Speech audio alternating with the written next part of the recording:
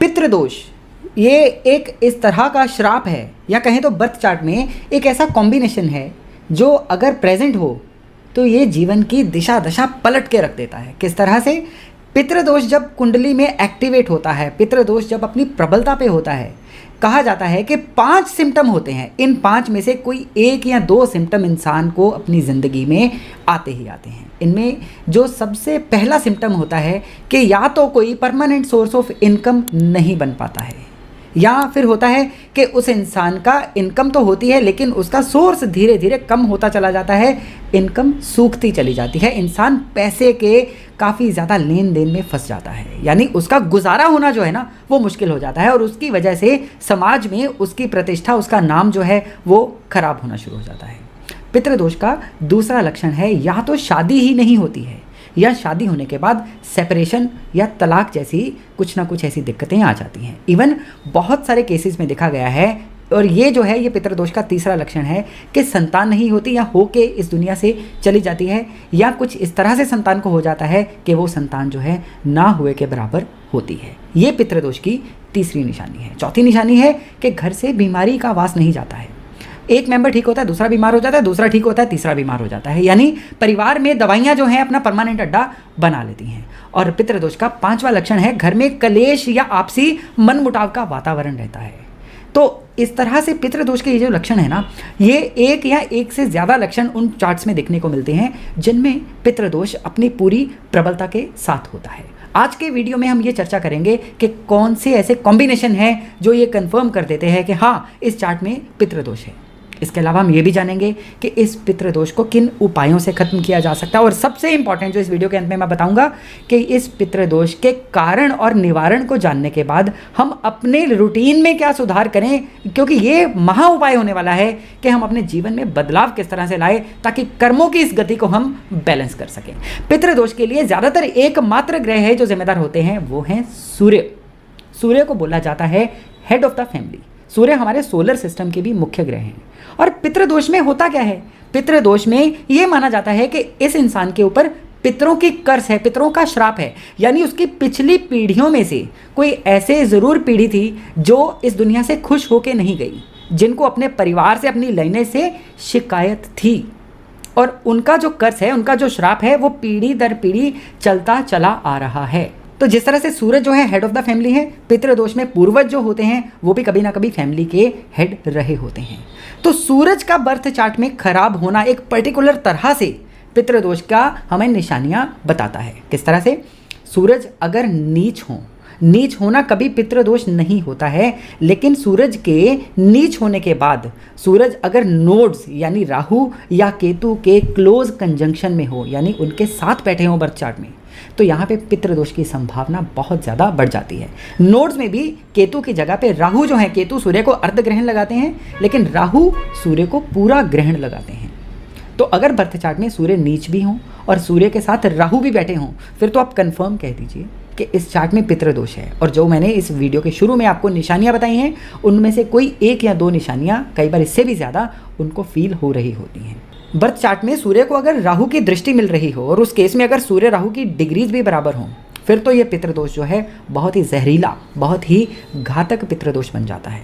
कई मायनों में देखा गया है कि सूरज का शनि के साथ होना भी पितृदोष का निर्माण करता है, यानी बर्थ चार्ट में अगर सूरज शनि एक साथ हों तो भी इंसान को इस तरह की दिक्कतों का सामना करना पड़ता है। खाली यही कॉम्बिनेशन नहीं, सूर्य जब राहु या शनि के नक्षत्रों में भी हो, राहु के नक्षत्र हैं आद्रा, स्वाति और शतभिषा, और शनि के नक्षत्र हैं पुष्य, अनुराधा और उत्तरभाद्र।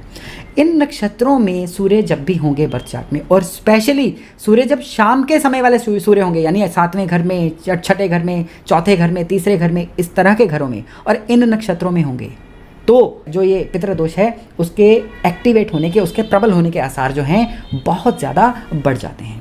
अब ये तो था कि पितृदोष के कॉम्बिनेशन कौन से हैं, लेकिन एक सवाल दिमाग में आता है कि ये कॉम्बिनेशन आखिर हमारे चार्ट में आते ही क्यों हैं? ये आते हैं पिछले जन्मों के संचित कर्मों की वजह से। कोई इंसान जब अपने जाने अनजाने में कुछ उससे इस तरह के कर्म हो जाते हैं जिससे वो अपने एल्डर्स का निरादर करता है, अपनी लाइनेज का, अपनी फैमिली के रिचुअल्स को नहीं मानता है, उनसे हट के चलता है, या उसकी वजह से पूरे परिवार को काफ़ी ट्रबल्स होती हैं, नीचा दिखना पड़ता है, तो अगले जन्म में कहा जाता है कि इस पितृदोष का निर्माण होता है। अब इसको सॉल्यूशन देने के दो ही तरीके हैं, या तो इंसान उस बर्थ चार्ट को डीकोड करके उसके तरीके से बिहेव करे, अपने जीवन में अपनी आदतों को, अपने जीवन में अपने सभी क्रियाकलापों को उसके तरीके से रखे, तो फिर तो पितृदोष इसी जन्म में, बल्कि बहुत जल्द कुछ महीनों वर्षों में ही सही होता हुआ देखा गया है। लेकिन अगर इंसान इन चीज़ों को भूल के जो कर रहा है उसी को करता रहेगा, तो फिर ये पितृदोष जो है उसको वो डाइल्यूट हो सकता है, उसका प्रभाव थोड़ा उपायों से कम हो सकता है, लेकिन पितृदोष खत्म नहीं होगा, ये फिर अगले जन्म तक भी साथ में चलता है। तो मैं अभी आपको पहले तो बताऊंगा कि पितृदोष अगर हो, ये ट्रबल्स हो, तो उसके उपाय क्या करने चाहिए, और फिर मैं बताऊंगा कि जीवन में सुधार किस तरह से लाने चाहिए ताकि ये पितृदोष जो है ये जल्दी से जल्दी खत्म हो और हम तरक्की रास्ते पर चलें, हम अपने जीवन में पूरे खुशहाली के रास्ते पर चलें। तो उपायों में सबसे पहला उपाय है पितृपक्ष, यानी श्राद्ध में किया जाने वाला उपाय। तो पितृपक्ष यानी जिनको श्राद्ध बोला जाता है, ये आते हैं अश्विन महीने में पूर्णिमा के बाद जो पहला दिन होता है, ये पितृपक्ष का पहला दिन होता है, और ये पखवाड़ा जो है ये अमावस तक चलता है। तो पितृपक्ष के 14 दिन और एक अमावस यानी 15 दिन उपाय क्या करना है, आटे का एक दिया बनाना है देसी घी का, और उसको रात को शिव मंदिर में लेके जाना है, किसी भी सिद्ध प्राचीन शिव मंदिर में लेके जाइए, और तब शिव जी को अपने पितृ मान के अपने पितरों के नाम पे वहाँ पे दिया जलाइए और पितरों की शांति की प्रार्थना करिए। फॉरगिवनेस की प्रार्थना करनी है। ये फॉरगिवनेस जो है ना, क्षमा प्रार्थना, ये 2 वे होनी चाहिए कि मैंने जिनके प्रति आज तक अपराध किए हैं कृपया वो मुझे क्षमा करें, और जिन्होंने मेरे प्रति अपराध किए हैं मैं उनको भी अनकंडीशनली क्षमा करता हूँ। और इसके साथ साथ पितरों की सदगति की भगवान भोले शंकर से प्रार्थना करनी है और वहाँ से आ जाना है। यहाँ पे एक बात को याद रखिएगा कि इस समय में किसी भी तरह का कोई भी और भगवान से प्रार्थना या मन्नत नहीं करनी है, केवल इस प्रार्थना को, इस रिचुअल को यहीं तक सीमित रखना है। तो ये है पितृदोष को शांत करने का सबसे पहला उपाय। और दूसरा उपाय है हर अमावस पे किया जाने वाला उपाय। अमावस का जो दिन होता है ना, ये माना जाता है कि जिस दिन चंद्रमा नहीं होते हैं और सूर्यास्त के बाद जब सूर्य भी नहीं होते हैं, यानी when there is no sun no moon, उस समय पर पितरों को याद करने का, उनकी शांति की प्रार्थना करने का सबसे बढ़िया दिन होता है। तो क्या किया जाना चाहिए, अमावस वाले दिन शाम को, जो मैंने अभी पूरे पितृपक्ष में करने वाला रिचुअल बताया था शिव मंदिर में दिया जलाने वाला, इसको आगे हर अमावस पे कंटिन्यू करिए, यानी पूरी श्रद्धा से हर अमावस को शिव मंदिर में एक दिया जला के आइए देसी घी का, और पितरों की शांति की प्रार्थना करिए। इसके अलावा एक और खास बात करनी है उस दिन, और ये जो खास बात है ये लाल किताब का उपाय है। इससे पिछले मैंने पूरे वैदिक एस्ट्रोलॉजी के उपाय आपको बताए थे, अब वाला जो उपाय है ये लाल किताब का उपाय है कि परिवार के सभी मेंबरों से आप बराबर मात्रा में पैसे लीजिए। अगर सभी अर्निंग नहीं है तो कोई बात नहीं है, कोई एक करेंसी नोट 100 रुपए, 500 रुपए, 2000 रुपए, कोई करेंसी नोट को सभी मेंबर्स के हाथ लगवा के, क्योंकि मेन बात होती है अपनी इंटेंशन उस नोट को देने की, तो सभी के हाथ लगवा के उसको किसी या तो ज़रूरतमंद को दे दीजिए, किसी की दवा का अरेंजमेंट कर दीजिए, किसी ज़रूरतमंद के घर में राशन भिजवा दीजिए उस पैसे से, यानी किसी का पितरों के नाम पे भला कर दीजिए अमावस वाले दिन। तो बिलीव करिए कुछ एक अमावस के बाद ही आपको अपनी सभी जो समस्याएं आपको पितृदोष के कारण आ रही हैं उनका सोल्यूशन नजर आना शुरू हो जाएगा। दोस्तों देखिए, सबसे ज़रूरी बात है कि उपायों से कभी कृपा हवा से उड़ के नहीं आएगी। उपायों से क्या होगा, आपको वो इंसान नजर आने शुरू हो जाएंगे जो आपको हल दे सकते हैं, आपको वो चीज़ें सूझनी शुरू हो जाएंगी जो आपको सोल्यूशन देती हैं। ज़रूरत है केवल और केवल समय की नब्ज पहचानने का और सही समय पे सही उपाय करने का। अब वीडियो के अंत में मैं ये चर्चा करना चाहता हूँ कि पितृदोष हो तो अपने जीवन में परिवर्तन क्या लेके आने चाहिए।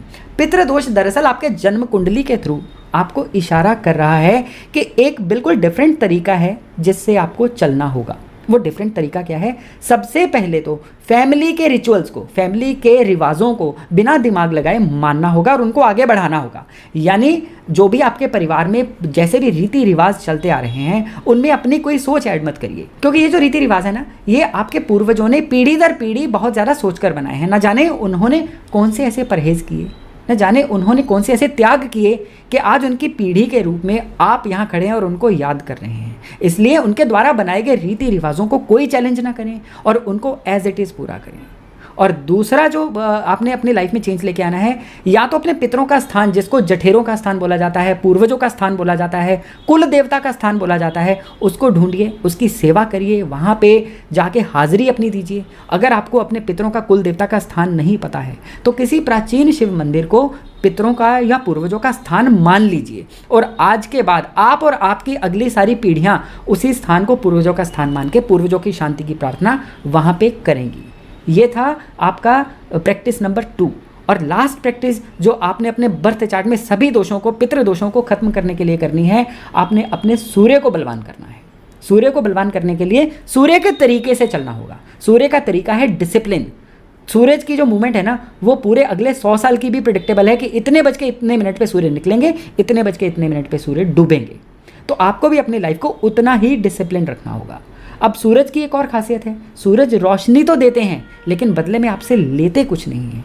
तो आपको भी अनकंडीशनली हेल्पफुल रहना होगा लोगों के लिए। आपके जितने भी साधन हैं, आपके पास जितना भी सामर्थ्य है, आपको उसके अकॉर्डिंग ही लोगों की सहायता करनी होगी।